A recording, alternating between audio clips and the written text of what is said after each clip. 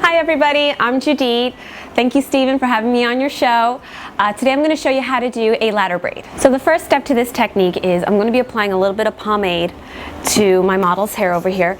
And the reason why I'm using pomade is because I want to just get rid of some of the frizz, any of the wrinkles that are in her hair. And the ends tend to be a little dry, so it just helps to moisturize the ends a bit. So I'm going to start in the front, and I'm going to take a nice section. And I'm going to start by just doing a regular 3-strand braid. So I'm going to divide the hair into 3 sections, and I'm going to feed the outer sections into the middle. Now, like a French braid, on the top, we're going to be feeding in some pieces, just on the top. And then on the bottom of the braid, instead of feeding in sections, we're actually going to be dropping out sections. And I'm going to have my lovely model just hold on to those pieces. Thank you. Feeding it on the top. Trying to keep our sections nice and smooth. And then on the bottom, just going to leave out a section.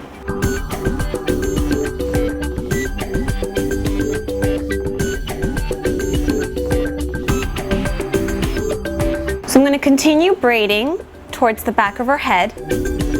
And it's actually very similar to a waterfall braid, if you really look at it.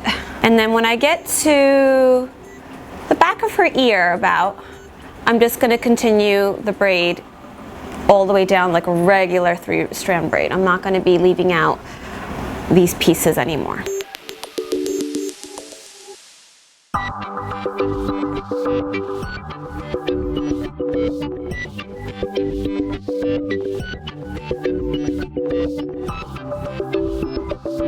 You can actually leave it just like this. It's very, very pretty. It looks like a waterfall braid, and as you can see, there's these ribbons of hair that hang off that are really, really cool.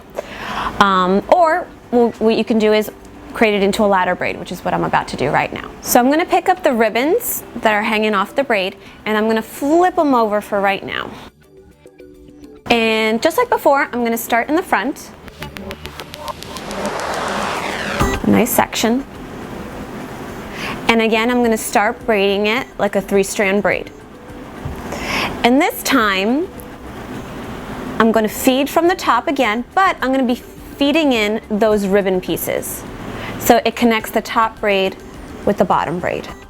And you want to keep the 2 braids about 1 inch to 1.5 inches in width together.